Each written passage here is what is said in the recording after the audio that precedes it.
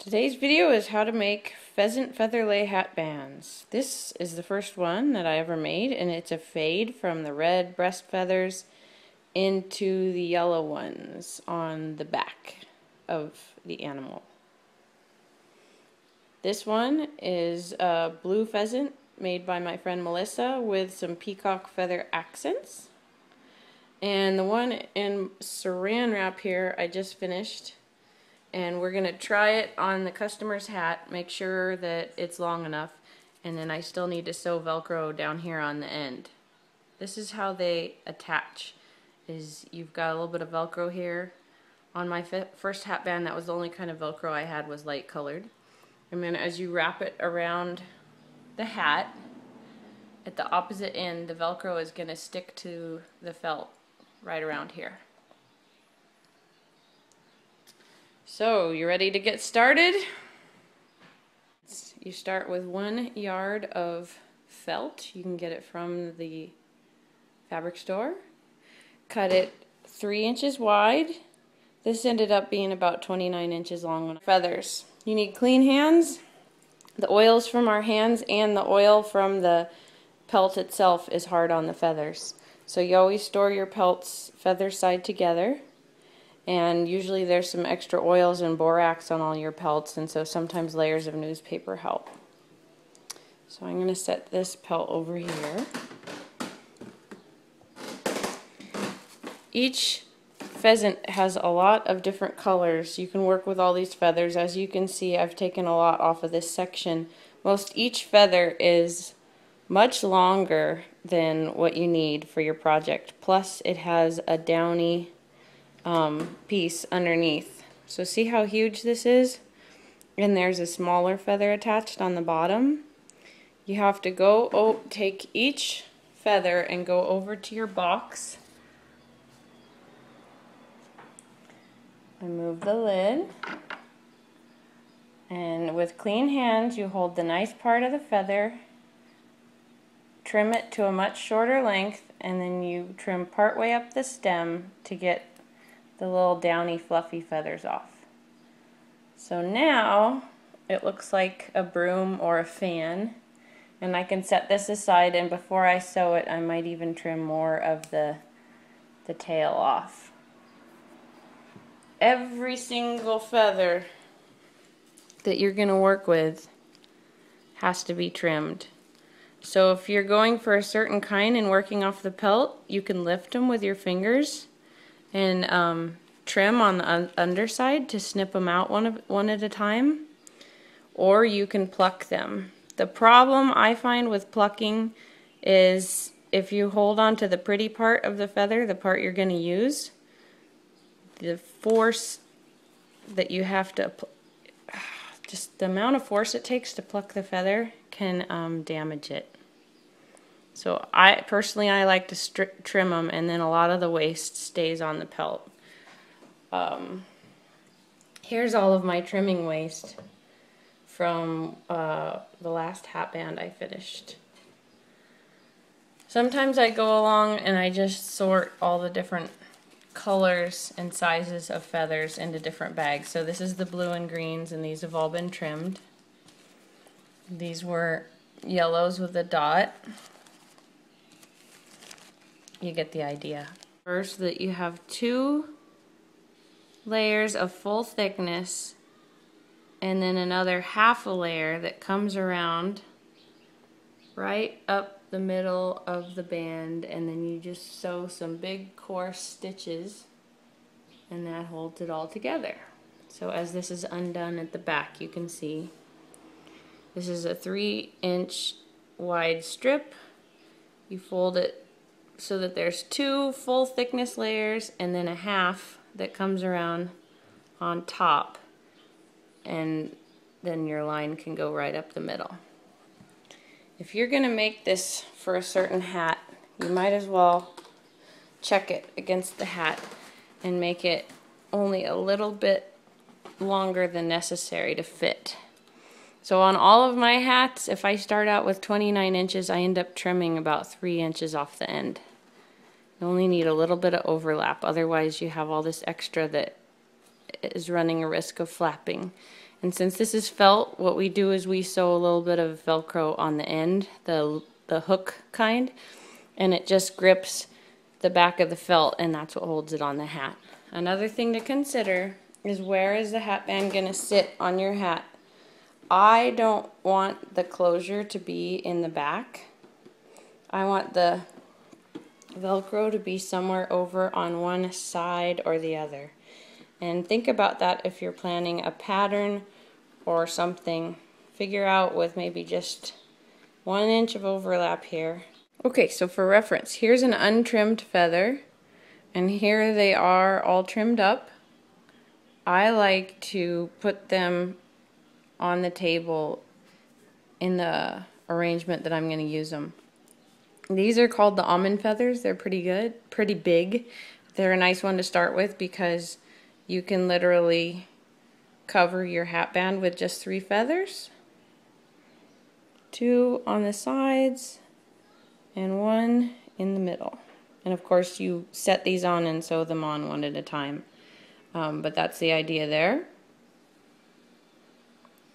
Get rid of those. The other ones that are pretty darn forgiving are the blues and greens. They make kind of like a fan. And each one is so different that you can have a layer of feathers that are patterned like this, and then come on after that with some of these fan ones that are just solid. The idea is that the feathers have a shine across the top, like 1/4 to 3/8 of an inch. So once you sew on one layer, you're going to come on with the next layer just that much far behind, like 1/4 to 3/8 of an inch behind, just to give you the idea here. You're only going to set them on one at a time as you sew them, but this is kind of how you build a hatband. And I try to let my feathers stick out 3/8 of an inch beyond the edge, and you can always flip it over to double check, which of course I just knock my feathers off. Okay, here's one untrimmed and one trimmed white feather. These are up by the neck. They're really tiny feathers up by the neck. It might take 7 or more from one side to the other to cover your hatband. So as you're learning to do hatbands, the bigger feathers are going to be a lot more user-friendly because you'll probably be able to do 3 across. The medium-sized feathers, like the red breast feathers right there, those are 5 across.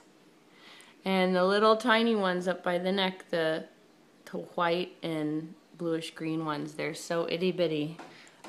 It's going to take a lot of feathers per row.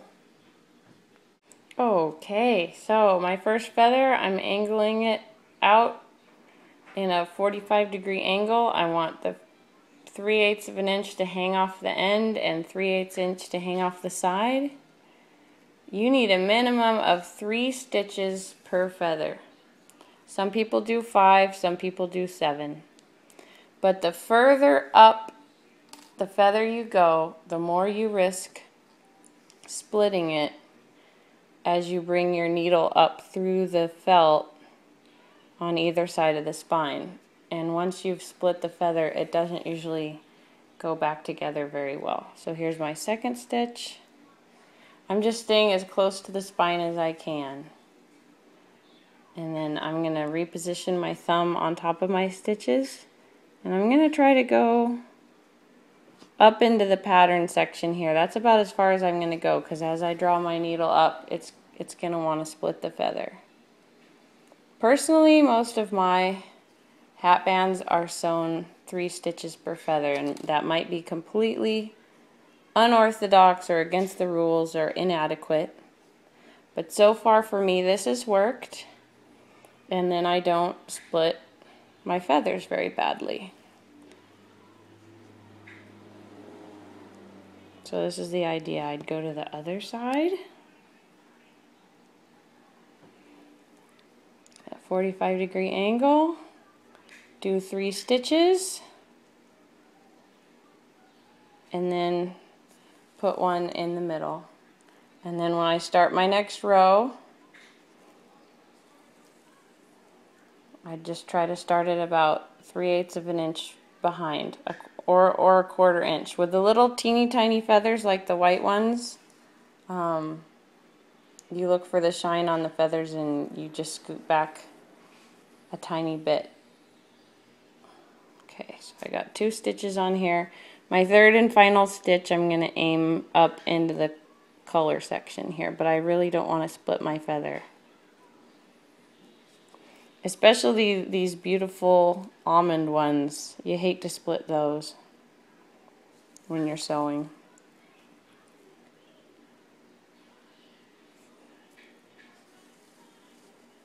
Third stitch, and now I'll pick this nice big fan and set it right on top of everything. Okay. And 3 stitches for this guy. So you get the idea, and you go down the whole hat band all the way to the end. Check it against your hat, and then sew on some of the pokey side of velcro. If you can possibly get the soft velcro, that's best. It's a little more flexible.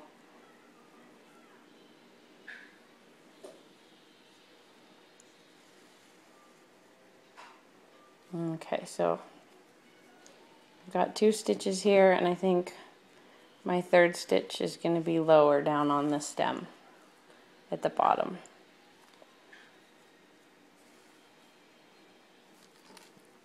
And then, so you can imagine how you can spend a whole day just preparing your feathers.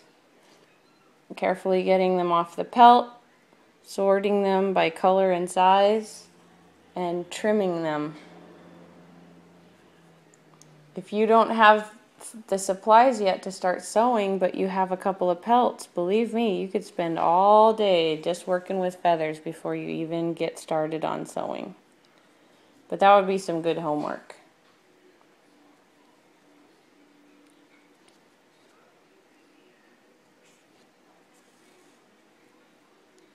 Here's my third stitch. Now it's time to put one on the other side. The smaller your feathers are, the less you angle them out to the side, but usually the ones that run along the very edge need to poke out at least somewhat to the side so that you get good coverage over the edge of your felt. 1 stitch, 2 stitch higher up,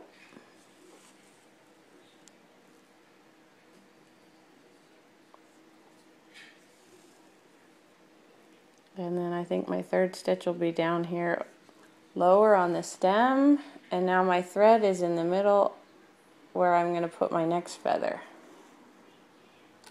Okay.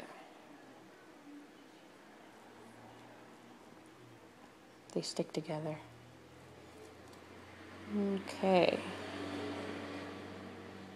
Got to make sure that we conceal this felt pretty well.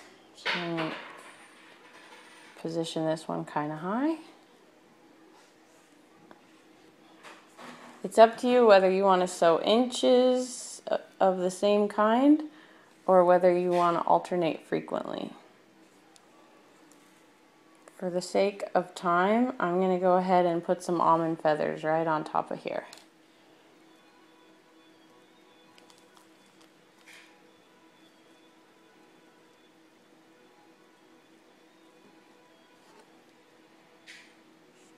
Like that.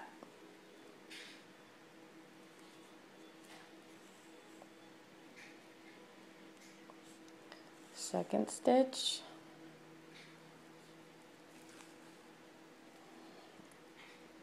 Third stitch down low. Do my other feather off to the side. Right here, this guy.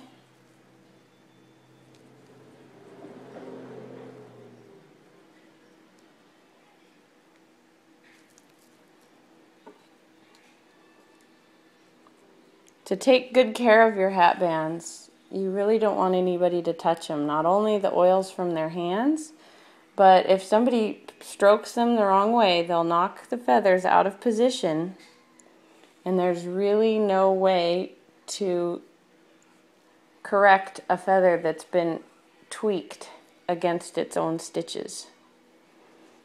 So you can tell people to touch with their eyes, and when it's not on your hatband, you can roll it up very carefully and put it inside a yogurt container or something to keep it safe.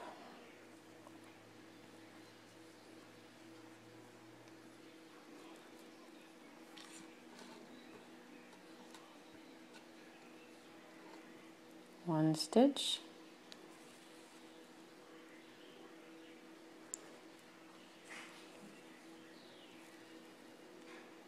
Gonna kind of tease this into the position I want before I do my second stitch.